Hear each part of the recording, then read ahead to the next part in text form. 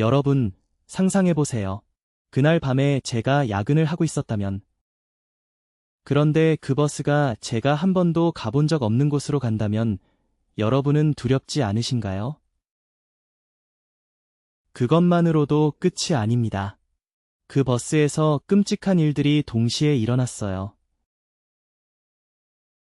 그 끔찍한 사건들은 그 당시 신문에도 실렸답니다. 자, 여러분의 시간을 낭비하지 않기 위해 오늘 어니 운전사가 되어 여러분을 베이징의 유명한 375번 버스로 안내하겠습니다.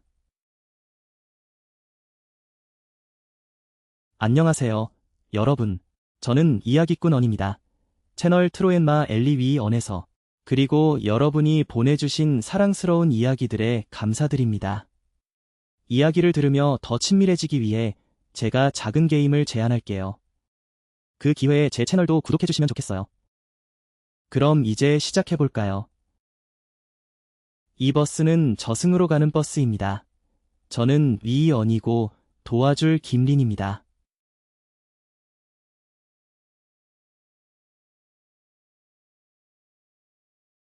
오늘 우리는 베이징에서 전해지는 도시 전설을 들려드릴게요. 이 전설은 정말 유명하답니다. 그곳 사람들은 20년 넘게 이야기를 계속해서 전하고 있어요. 이야기는 한 버스에 관한 것입니다. 그 밤, 그 버스가 사고를 당했대요. 버스 안에는 한 젊은 남자가 있었습니다. 그 남자는 이유도 없이 중간에 갑자기 내리게 되었죠. 그래서 그 끔찍한 사고를 피할 수 있었어요. 그 젊은이를 우리는 램이라고 부르겠습니다. 그 끔찍한 밤 이후, 램은 그 경험 때문에 10년 넘게 아무에게도 이야기하지 못했어요. 오랜 시간이 지나서야 그는 가족에게 이야기를 털어놓게 되었습니다. 그리고 나중에 램의 여동생이 이야기를 외부에 전하게 되었죠. 그녀는 형이 여러 번 이야기했다고 말했어요. 매번 똑같이 하나도 틀리지 않았다고. 그녀는 형이 정직한 사람이라고 했습니다. 사람들을 겁주기 위해 이야기를 꾸미는 사람이 아니죠. 그래서 그녀의 이야기 덕분에 이 사건이 퍼지게 되었어요. 자, 이제 충분히 이야기가 길어졌네요. 저는 램의 이야기를 그대로 전해드릴게요. 하지만 미리 말씀드리자면 이야기를 듣고 나면 밤에 늦게 버스를 타지 마세요. 너무 깊이 생각하지 마세요. 그냥 잊어버리세요. 이야기는 1995년 겨울에 어느 밤에 일어났습니다. 여러분, 베이징의 겨울이 얼마나 추운지 아시나요? 정말 끔찍하게 춥습니다. 살을 애는 듯한 추위죠. 바람이 얼마나 차가운지 얼음처럼 날카롭습니다. 그날 밤 기온이 영하로 떨어졌습니다. 밖에는 바람이 불고 있었죠. 바람이 휙휙 불어댔습니다. 램은 그때 20대 초반이었어요. 전보 팩이 넘쳤죠. 그는 시골에서 도시로 일하러 올라왔습니다. 정말 힘든 생활이었죠. 아는 시골에서 베이징으로 올라와 일을 하게 되었어요. 정말 힘들었죠. 그날 밤 늦게까지 일하다가 겨우 마무리하고 나왔어요. 밤이 되자 짐을 챙겼죠. 세비트 정류장에 도착했어요. 시계는 거의 11시를 가리키고 있었죠. 그때 그는 정말 피곤했어요. 배고프고 몸은 차가웠죠. 세비트 정류장에서 혼자 서 있었어요. 주머니에 손을 넣고 하얀 숨이 나왔어요. 눈은 길끝을 바라보며 마지막 세비트가 오기를 기다렸죠. 속으로는 빨리 차가 와서 따뜻해지길 바랐어요. 그리고 집에 돌아가서 푹 자고 싶었죠. 그가 타려던 세비트. 그건 3번 노선이에요. 7년 동안 들었어요. 모두 이 번호를 기억하세요. 3번, 7년. 이 노선은 도심에서 출발해요. 그리고 외곽으로 나가죠. 도시 외곽. 북쪽, 북서쪽. 그 북서쪽 지역은 점점 멀어질수록 더 한적해져요. 집들은 드물고 산이 많은 지역도 있어요. 묘지도 있고 호수도 있어요. 3일 동안 가면 괜찮아요. 하지만 밤에 마지막 구간을 가면 솔직히 아무리 용감해도 두려워요. 잠깐 서 있으면 정말 얼음처럼 차가워져요. 결국 그는 2개의 헤드라이트가 보였어요. 멀리서 다가오는 그때 그는 정말 기뻤어요. 마치 보물을 찾은 듯한 기분이었죠. 375 번세비트가 천천히 정류장에 들어왔어요. 문이 열렸고 그는 서둘러 탔어요. 차에 올라 따뜻한 공기를 느꼈죠. 정말 기분이 좋았어요. 차 안은 별로 붐비지 않았어요. 몇 명만 앉아 있었죠. 늦게까지 일하는 사람들 같았어요. 피곤한 하루를 보낸 사람들. 운전사는 중년의 남성이었어요. 어떤 사람은 멍하니 앉아 있었어요. 또 어떤 사람은 창밖을 뚫어지게 바라보고 있었죠. 모두 하루 종일 일하고 나서 피곤해 보였어요. 기사님은 중년의 남성이었어요. 50대 중반의 이야기입니다. 이 기사님은 인상이 참 좋으셨어요.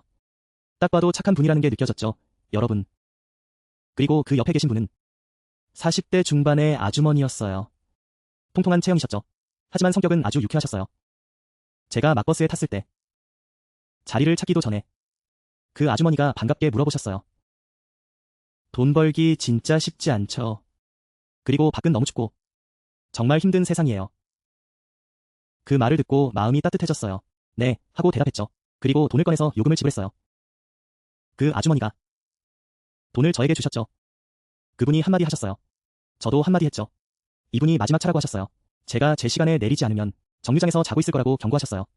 저는 그냥 웃으면서 버스 안으로 들어갔어요. 앞쪽에 있는 자리를 찾았죠. 그렇게 앉으려고 했어요. 그때는 모든 게 평범해 보였어요. 여러분. 너무 평범해서 아무런 징후도 없었죠. 끔찍한 일이 일어날 것 같은 그런 예감이 전혀 없었어요.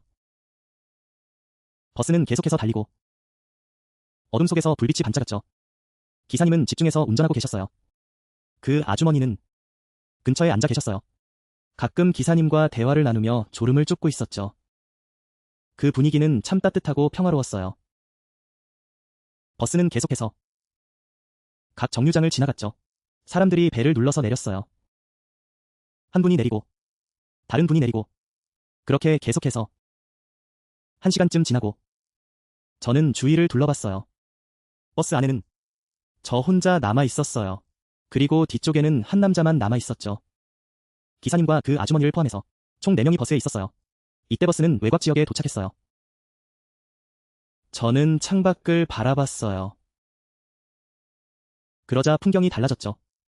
집들이 드문드문 보였고 가로등은 밝았다가 어두웠다가 했어요. 도로 양쪽에는 텅 빈 땅들이 나타나기 시작했어요. 어두운 밤이었죠. 밤이 깊었어요. 높은 나무들이 어두운 곳에 가득했어요. 버스 안은 조용해졌죠. 점점 더 고요해졌어요.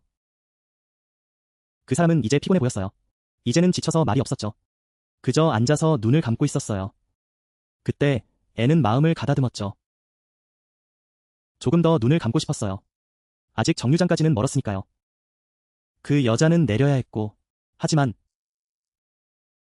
인생이 그렇게 쉽게 그를 내버려 두지 않았어요. 바로 그때 모든 것이 변하는 일이 벌어졌어요.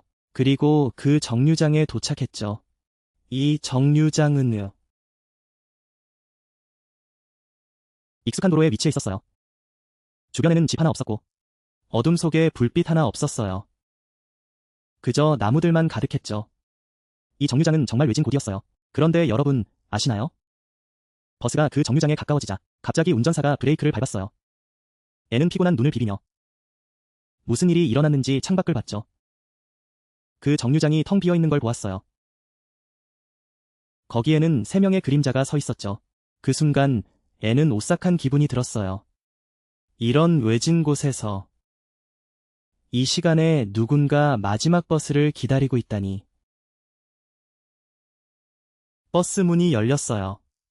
3사람이 차에 하나씩 올라탔죠. 조용히. 그들이 문을 넘자마자 애는 뭔가 이상한 기운을 느꼈어요.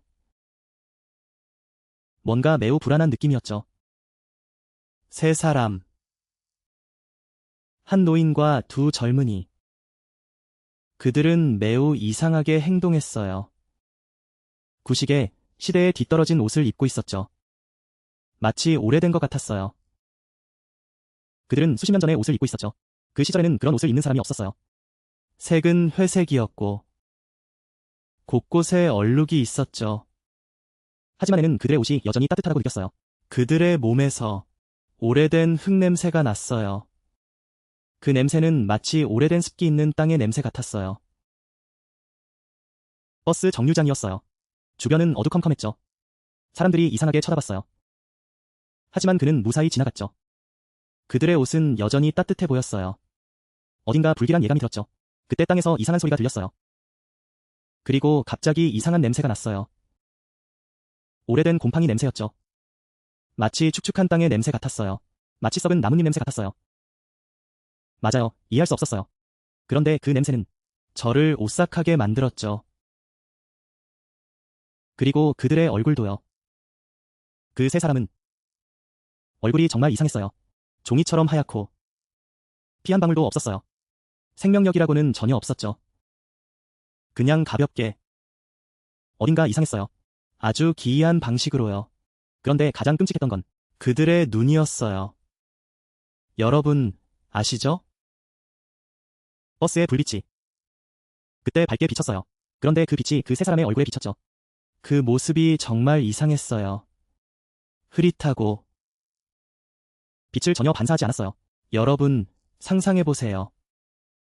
살아있는 사람의 눈은 어떻게든 반짝여야 하잖아요. 빛을 반사해야죠. 그렇죠?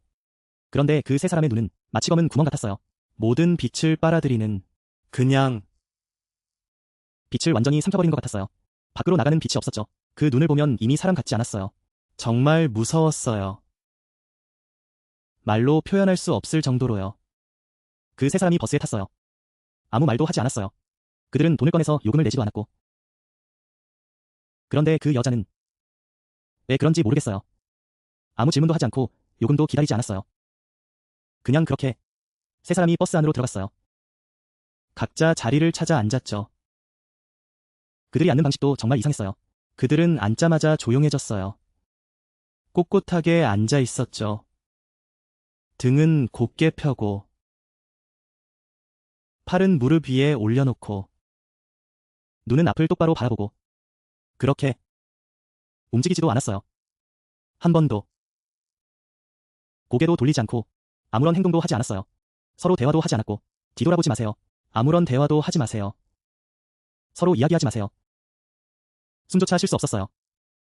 그는 계속 신경 쓰였죠. 그들의 마음은 전혀 느껴지지 않았어요. 마치 조각상이 의자에 앉아있는 것 같았죠. 그때 그는 버스 뒤쪽에 앉아있는 노인을 쳐다봤어요. 그 노인도 그와 같은 상태였어요. 노인은 지쳐 보였고 버스에 몸을 기대고 앉아있었어요. 두기는 뭔가를 중얼거리고 있었죠. 마치 기도를 하는 것처럼. 하지만 무슨 기도인지 알 수 없었어요. 그 노인은 오래도록 그렇게 있었어요. 그는 두려워 보였죠. 눈길을 돌리면 세 명의 낯선 손님이 있었고 그들은 고개를 숙이고 있었어요. 아무도 서로를 바라보지 않았죠. 여기까지가 그 상황이에요. 모두가 그 버스 안의 분위기를 상상할 수 있겠죠. 답답하고 긴장감이 감돌았어요. 네 명의 평범한 사람들이었죠. 그는 노인 그리고 한 여인이 모두 움츠리고 있었어요. 두려워서. 그리고 나머지 세 명은 그냥 가만히 있었어요. 차가운. 마치 다른 세계에서 온 것처럼. 그리고 이건 정말로 그를 소름 끼치게 했어요. 그는 앞쪽에 앉아 있었어요. 기사 바로 뒤에. 여인이 보통 서 있는 자리였죠. 그래서 그는 두 사람의 대화를 엿들을 수 있었어요. 낯선 손님들이 버스에 탔을 때. 그는 기사가 계속 안절부절 못하는 걸 봤어요. 기사. 중앙 거울을 자주 쳐다봤죠. 머리 위에 있는 그 거울. 기사들이 손님들을 관찰할 때 사용하는 거울이었죠. 잠시 후. 기사의 눈이 점점 커졌어요. 그리고 기사. 여인이 가까이 다가가서 그에게 속삭였어요. 작게. 그런데 목소리가 떨리고 있었죠. 그는 귀를 기울였어요. 그래야만 들을 수 있었죠. 그들이 새로 탄 손님에 대해 이야기했어요. 너무 무서워요, 아줌마. 그 사람들. 그래야 들을 수 있어요. 여러분의 백미러를 올려야 해요.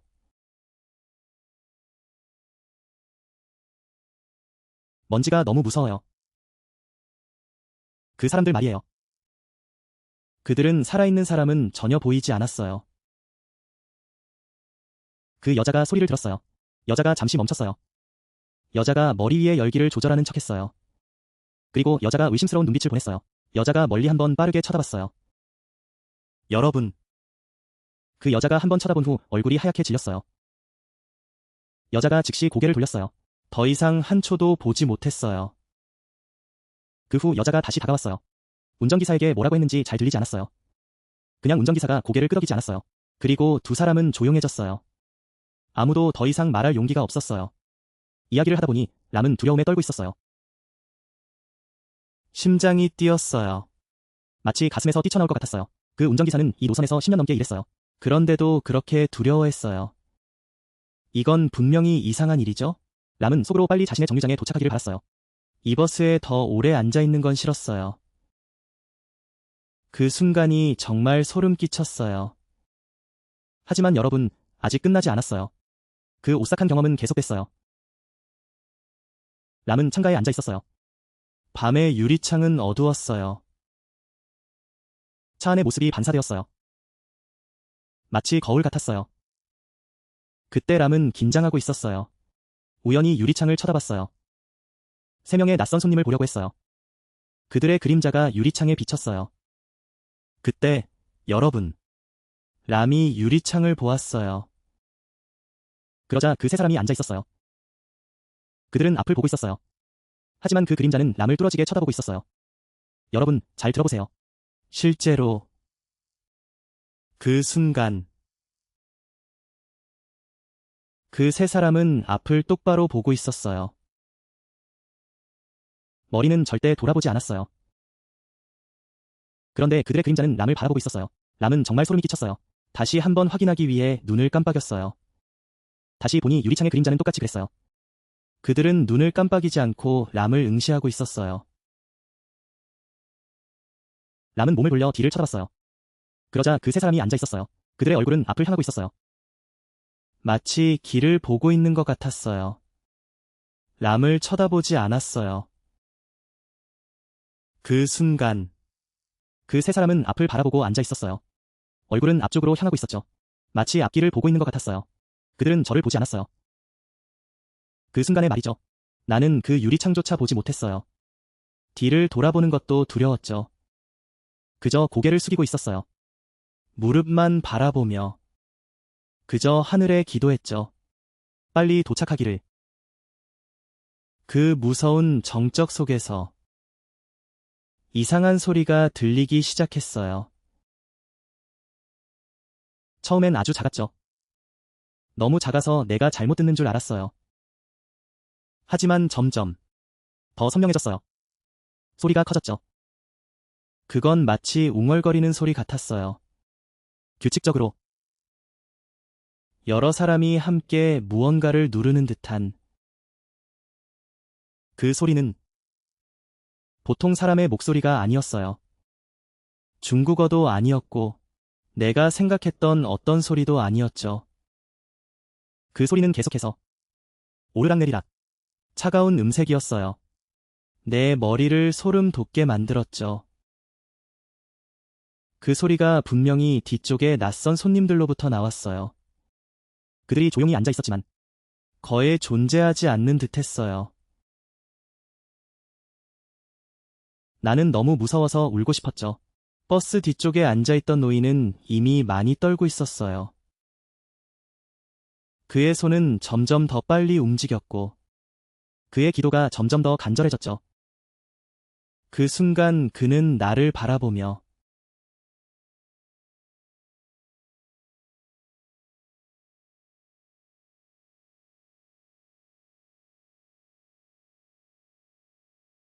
그들에게 눈을 돌리지 말라고. 그들에게 눈을 돌리지 말라고. 나는 그 의미를 이해했어요. 버스는 그렇게 계속 달렸어요. 그리고 나는 이상한 사실을 깨달았죠. 이 사실이 내 불길한 예감만 더 키웠어요. 문제는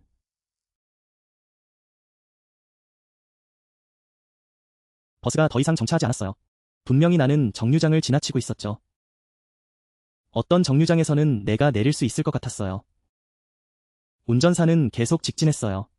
정차하지도 않고 문을 열지도 속도를 줄이지도 않았어요. 여기서 기사 아줌마는 예전처럼 활기차지 않았어요. 보통 정류장마다 그녀는 기뻐했죠.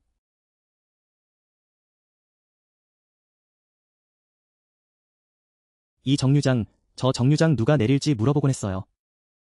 하지만 지금 그녀는 가만히 앉아 있었어요. 고개를 숙이고 두 손을 서로 움켜잡고 있었죠. 그때 나는 정말로 불안해지기 시작했어요. 앞 유리창 밖을 바라봤죠. 버스의 앞 유리창. 세상에. 그때 외부 풍경은 너무 낯설었어요. 전혀 익숙하지 않았죠. 양쪽은 어둠으로 가득 차 있었어요. 검은 밤하늘처럼. 버스가 가고 있는 방향은 이상했어요. 확실히 제 집 방향이 아니었죠. 375번 노선의 일반적인 경로도 아니었고요. 버스는 마치 어딘가 깊은 곳으로 들어가는 것 같았어요. 아주 외진 곳으로. 이 버스가 지나가서는 안 되는 곳 같았죠. 저는 그런 기분이 들었어요. 버스가 더 이상 운전사에 의해 조종되지 않는 것 같았어요. 마치 스스로 떠나는 듯했죠. 어둠 속에 어딘가로 향하고 있었어요. 모든 승객을 끌고 가고 있었죠. 저는 손목시계를 슬쩍 봤어요. 몇 시인지 확인하려고요.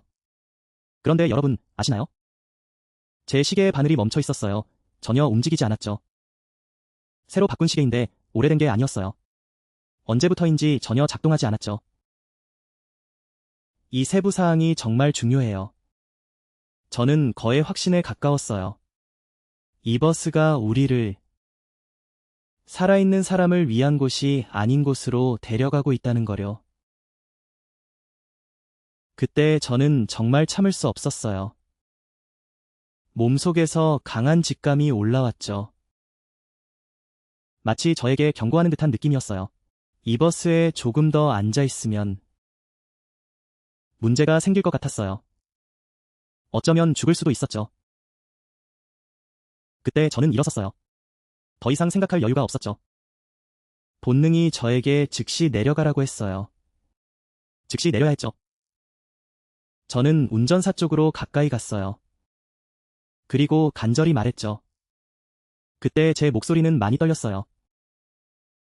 운전사님, 저 좀 내려주세요. 어디든 괜찮아요. 아무 곳이나. 문을 열어주세요. 부탁드립니다. 문 좀 열어주세요. 운전사는 듣지 않았어요. 그때 트란민 씨, 저를 바라봤어요. 하지만 후방 거울을 통해서 운전사의 눈빛은 무언가를 꺼려하는 듯했어요. 요금 수납원 아줌마도 걱정스러운 표정으로 저를 쳐다봤어요. 그 아줌마의 눈빛은 정말 무서웠어요. 그때 저는 그 눈빛이 기억났어요. 그 눈빛은 두려움과 함께 무언가를 간절히 기원하는 듯했죠. 마치 저에게 중요한 말을 하고 싶어하는 것 같았어요. 하지만 그 말을 꺼내기엔 두려워 보였죠. 누군가 듣게 될까 봐요. 운전사는 잠시 망설였어요. 그리고 후방 거울을 쳐다봤죠. 3명의 승객을, 조용히 앉아있는 그들을, 그리고 결심한 듯했어요. 결심을 다지듯이 운전자가 브레이크를 천천히 밟았어요. 버스 속도가 줄어들었죠. 버스가 한적한 길가에 멈췄어요. 어두웠어요. 칠 같은 어둠이었죠. 정류장이나 가로등 하나 없었어요. 기사님은 아무것도 없었어요. 그냥 손으로 신호를 보냈죠. 여성이 일어났어요. 문 쪽으로 걸어갔죠. 문을 열어주려고 손잡이를 잡았어요. 그는 기분이 좋았어요. 즉시 내리려고 했죠.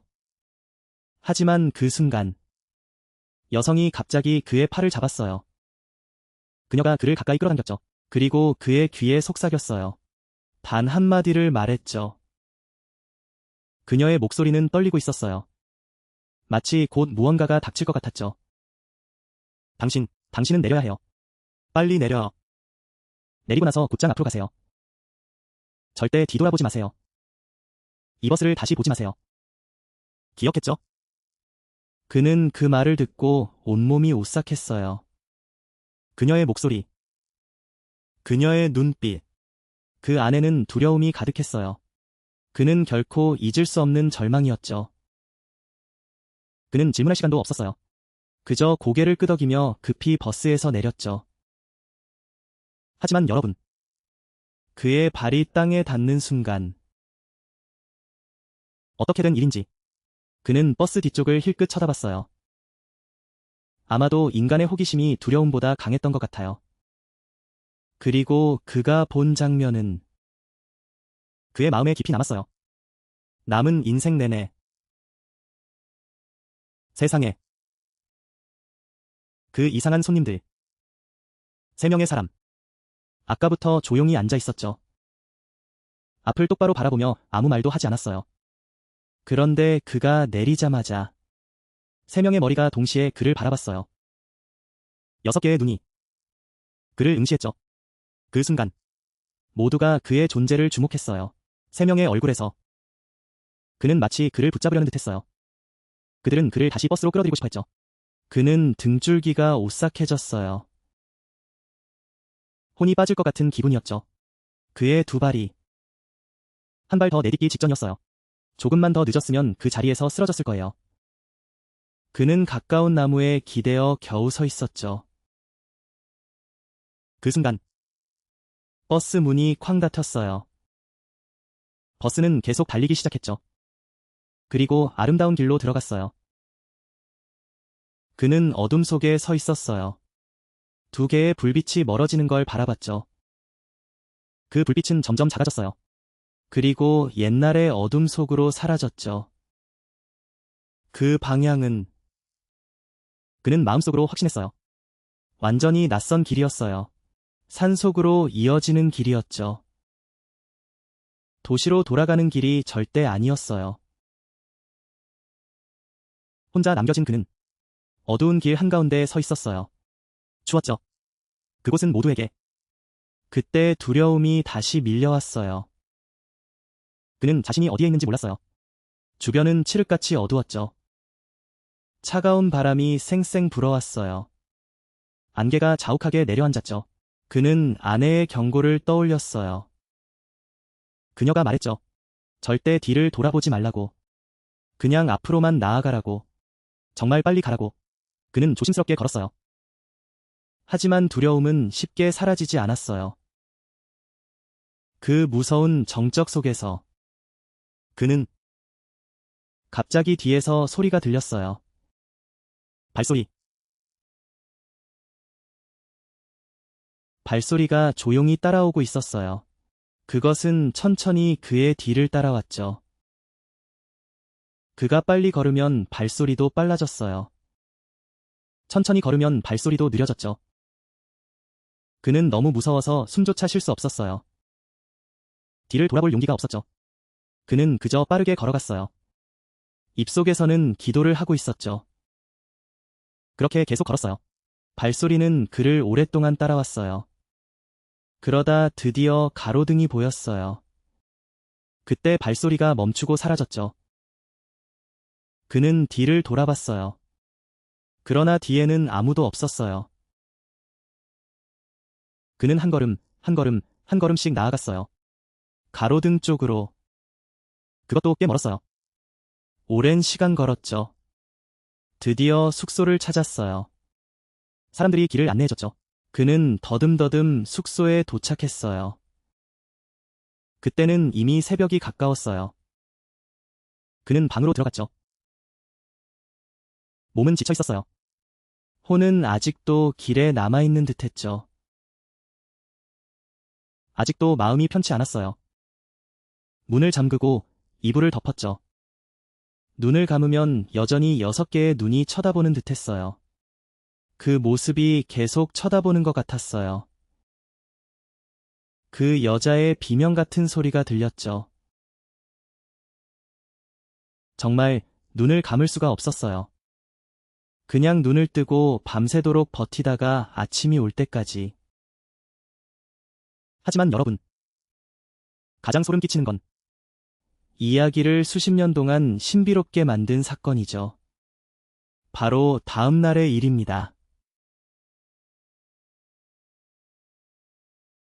다음 날 아침, 저는 늦잠을 잤어요. 아침에 일어나니 머리가 어지러웠죠. 왜냐하면 그 끔찍한 밤에 잠을 잘 수 없었으니까요. 밖으로 나가서 소식을 들으러 갔죠. 사람들이 모여서 떠들썩하게 이야기하고 있었어요. 뉴스와 신문에서 그 사건에 대한 소식이 쏟아지고 있었죠. 사람들은 사고를 당한 버스를 발견했어요. 바로 375번 노선이었죠. 어젯밤 제가 그 버스에 탔던 바로 그 버스였어요. 저는 그 소식에 정신이 아찔해졌죠. 여러분, 그 버스가 어디서 발견됐는지 아세요? 그 버스는 베이징 중심에서 수백 킬로미터 떨어진 곳에서 발견됐어요. 정말로 수백 킬로미터. 여러분, 생각해보세요. 도시 내에서 다니는 버스가 어떻게 그렇게 멀리 갈 수 있었을까요? 어떻게 그런 일이 가능했을까요? 그곳은 정말 외딴 산속이었고 큰 저수지 근처였죠. 375번 노선은 절대 그곳을 지나지 않아요. 아무도 그 버스가 어떻게 그렇게 멀리 갔는지 설명할 수 없어요. 하룻밤 사이에. 하지만 그건 끝이 아니에요. 버스의 상태는 더 끔찍했죠. 버스는 불에 탄 상태였어요. 완전히 불에 타버렸죠. 검게 그을린 채로. 겨우 차례만 남아 있었어요. 정말로 잘 돌아가던 버스였는데 길도 좋았고 어떻게 갑자기 불이 나서 사람이 없는 곳에서 타버릴 수 있었을까요? 불이 나려면 이유가 있어야 하고 불꽃이 있어야 하죠. 하지만 아무도 원인을 찾지 못했어요. 다른 차량과의 충돌 흔적도 없었고 아무것도 없었어요. 마치 그 버스가 저절로 불이 나서 그냥 타버린 것 같았어요. 그리고 이제 가장 끔찍한 세부사항이 있습니다. 그 불탄 버스 안에서 사람들은 세 구의 시신을 발견했어요. 다른 차량과의 접촉 흔적은 없었어요. 아무것도 없었죠. 마치 차가 저절로 힘을 받아서 갑자기 불이 난 것처럼. 그리고 가장 끔찍한 세부사항이 있었어요. 불타는 그 버스 안에서 사람들은 세 구의 시신을 발견했죠. 그렇게 말하자면 그 세 구의 시신은 전혀 타지 않았어요. 하나는 운전사의 것이고 두 번째는 한 할머니의 것이에요. 세 번째는 다른 사람의 것이죠. 그 사람은 누구인지 확인할 수 없었어요. 이제 그 사람이 누군지 함께 알아봅시다. 세 구의 시신은 모두 심각하게 부패한 상태였어요. 여러분, 이게 무서운 일이죠? 부패가 심각하다는 것은 시신이 이미 오래전에 죽은 것이라는 뜻이에요. 한 달은 지나야 할 정도로 살과 피부가 썩어 있었어요. 결코 최근에 죽은 사람의 상태가 아니죠. 어젯밤 사고가 난 사람의 상태가 아니에요. 여러분, 이게 얼마나 이상한 일인지 생각해보세요. 운전사와 할머니가 어젯밤에 살아있었고 아직 이야기를 나누고 있었어요. 운전도 하고 요금도 받았죠. 그런데 단 하루 만에 오늘 아침에 발견된 시신은 거의 한 달이 지난 것처럼 부패해 있었어요. 이건 과학으로도 설명할 수 없는 일이에요. 합리적으로 설명할 방법이 없죠. 그리고 그 세 명의 낯선 손님. 눈이 검고 이상한 사람들이었어요. 그들은 어떻게 되었을까요? 그리고 그 할아버지는 부처님께 기도하는 바나나를 들고 있었어요. 그들은 모두 사라졌어요. 아무도 그들의 시신을 찾지 못했어요. 그들의 흔적은 전혀 없었죠. 마치 그들이 존재하지 않았던 것처럼요. 안 씨는 이야기를 듣고 손발이 오싹했어요. 그는 하루 종일 생각에 잠겼죠. 왜냐하면 그는 누구보다도 잘 알고 있었으니까요. 그는 바로 그 버스에 탑승했던 사람이었어요. 단지 어젯밤에 말이죠. 그는 소름 끼치는 진실을 깨달았어요.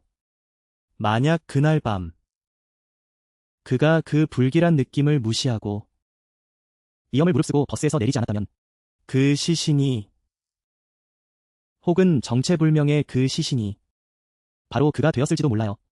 그는 아슬아슬하게 죽음을 피했어요. 그저 한 가지 직감과 친절한 할머니의 경고 덕분이었죠. 그것이 바로 안씨를 이렇게 오싹한 경험으로 이끌었어요. 이제 그 할머니는 일부러 그를 구해준 거죠. 그는 빨리 내리라고 속삭였고 결국 그녀는 그 버스에 남아야 했어요. 그리고 끔찍한 결말을 맞이했죠. 그는 빨리 내리라고 속삭였죠. 하지만 결국 그녀가 그 버스에 남아야 했습니다. 그리고 끔찍한 결말을 맞이하게 되었죠. 그는 살아있지만 그녀는 그렇지 않죠. 그 구해준 은혜는 그가 결코 갚을 수 없어요. 그리고 그 악몽은 그의 평생을 따라다녔죠. 그 끔찍한 밤 이후로 그는 두려움에 병이 날 지경이었어요. 며칠 동안 잠을 제대로 못 잤죠. 그는 얼굴이 창백해졌어요. 그래서 그는 도시에서의 일을 그만두기로 결심했죠. 고향으로 돌아가기로 했어요. 그는 그 도시에서 하루도 더 머물고 싶지 않았어요. 앞으로는 절대 그곳에 다시는 가지 않겠다고. 그의 인생에서 다시는 그런 일이 없을 거예요. 수십 년이 지나도 그는 이야기를 마음속에 간직했어요. 누구에게도 말할 수 없었죠. 한편으로는 두려워서, 또 한편으로는 그 누구도 믿지 않을 거라는 걸 알았어요. 사람들은 그를 미쳤다고 하거나 정신적으로 불안하다고 말했죠. 그러다 어느덧 나이가 들고 가족과 아이들이 생겼어요. 그러던 중 어떤 행사에서 그는 이야기를 꺼내게 되었죠. 가족들에게 이야기해 주었어요. 그렇습니다, 여러분. 그 운명의 버스 여행에 대한 이야기. 바로 이렇습니다. 그리고 오늘날까지 20년이 넘도록 여전히 미스터리로 남아있죠. 큰 의문으로 아직도 해답이 없어요. 사람들은 소문을 퍼뜨리고 이야기를 나누고 온갖 추측을 하고 수십 가지 이론을 내놓았죠. 그중 어떤 것도 소름 끼치지 않은 게 없어요. 이제 가장 일반적인 이론을 간단히 말씀드릴게요. 첫 번째 이론은 가장 많은 사람들이 믿는 것이죠. 바로 영적인 이야기입니다. 사람들은 3명의 손님이 얼굴이 창백한 채로 그 밤에 버스를 탔다고 해요. 그들은 살아있는 사람이 아니라 홀령, 즉 유령이라고 하죠. 그들은 그날 밤 어떤 신비로운 운명의 장난으로 버스가 우연히 귀신이 나오는 길로 빠졌다고 믿어요. 보이지 않는 길이죠. 살아있는 사람은 볼 수 없는. 그리고 우연히 그 유령들을 태우게 된 거죠. 민간 신앙에 따르면, 하지만 세상 사람들은 그걸 볼 수 없었죠. 그러다 우연히 홀령 몇 개를 잘못 태우게 되었어요. 그리고 민간 신앙에 따르면 한번 잘못 들어서면 운전사와 승객은 그들이 가야 할 곳까지 데려가야 해. 그 대가로 2사람의 목숨이 걸려 있어. 그리고 그 버스가 향하는 곳은 수백 킬로미터 떨어진 호수. 아마도 저승으로 가는 문일 거야. 2번째 가설은 그 신비로운 3번째 시체와 관련이 있어. 어떤 사람들은 그 무거운 시체가 발견되었지만 신원을 확인할 수 없었다고 해. 사실 그건 3명의 낯선 손님 중 1명이야. 그 손님은 이미 오래전에 죽은 시체였어. 마치 걸어다니는 유령 같지. 그래서 버스가 사고를 당했을 때 그 위장막이 사라졌어. 그 모습이 드러나고 부패한 상태로 나타났지. 그가 죽었던 시간 그대로. 또 어떤 사람들은 더 소름 끼치는 이야기를 해.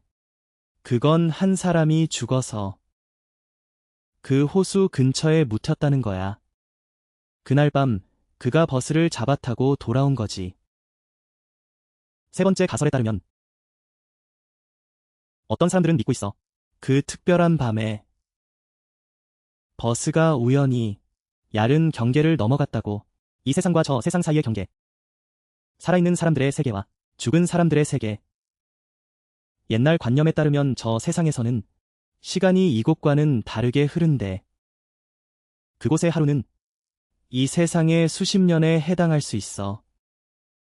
그래서 버스와 그 안의 사람들은 저 세상으로 빨려 들어가면 그들에게는 시간이 아주 길게 느껴져.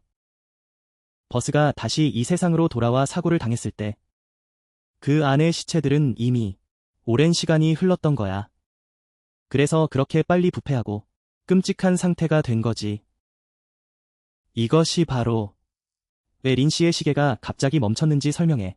마지막 가설은 세 가지 이야기를 믿지 않는 사람들의 것.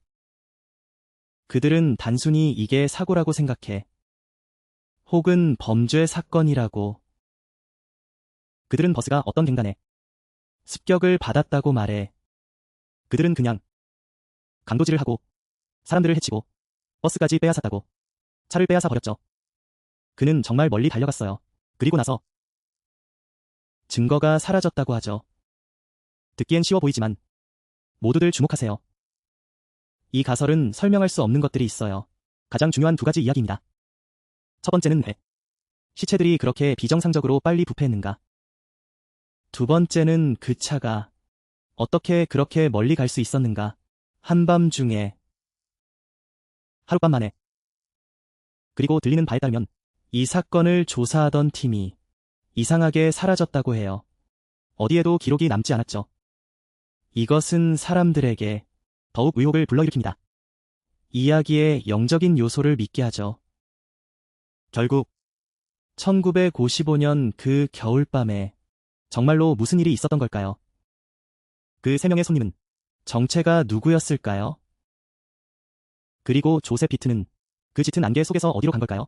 그리고 왜 버스에 탄 사람들은 이렇게 기이하고 신비로운 상황에 처했을까요? 오늘날까지도 정확한 답을 아는 사람은 없습니다.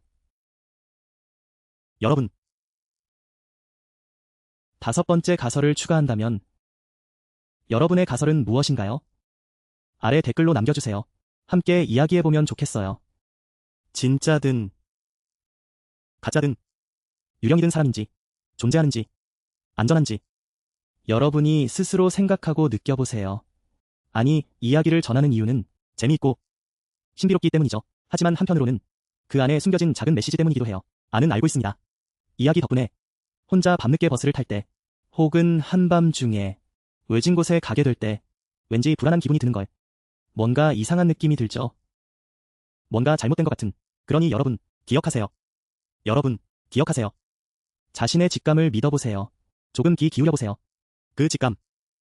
사람의 직관은 때로는 아주 민감하죠. 이성으로는 설명할 수 없는 것들을 느낄 수 있어요. 그리고 누가 알겠어요.